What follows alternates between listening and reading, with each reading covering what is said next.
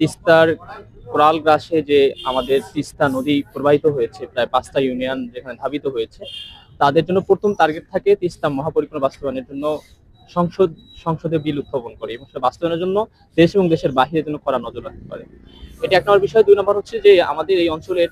যুবক শ্রেণী, যেটা তরুণ প্রজন্ম, তাদের জন্য যে কারিগরি প্রশিক্ষণ পাশাপাশি প্রতিটি সেন্টারে সেন্টারে ইংলিশ স্পিকিং কোর্স, তারপর হচ্ছে স্কিল ডেভেলপমেন্ট করার জন্য যে দক্ষতা প্রয়োজন। আমাদের এই মানে উত্তরাঞ্চলের লোকের যে একটা স্বভাব যে আমরা অল্পতেই ঝরে পড়ে যাই, যাতে আমাদের এই মানে তরুণ প্রজন্ম ঝরে পড়ে না যায়, এর জন্য কিছু বিকল্প পদ্ধতি যেমন হচ্ছে কারিগরি প্রশিক্ষণ, স্কিল ডেভেলপমেন্টের যে একটা সম্পত্তি, মানব সম্পত্তি উৎপাদন কিভাবে করা যায় সেজন্য আমরা তাদের কাছে সেটা প্রত্যাশা করি। আমাদের কাছে যেটা মনে হয় যে সৎ, দক্ষ, আহ দেশপ্রেমিক এবং জুলাই 24-এর যে গণঅভ্যুত্থান, এটাকে ধারণ করা, 71 যে মূল চেতনা সেটাকে ধারণ করা, যাতে বাংলাদেশের ভারতীয় আধিপত্যবাদের বিরুদ্ধে প্রত্যেকটা সংসদ প্রার্থী তার আধিপত্য কায়েম করতে পারে।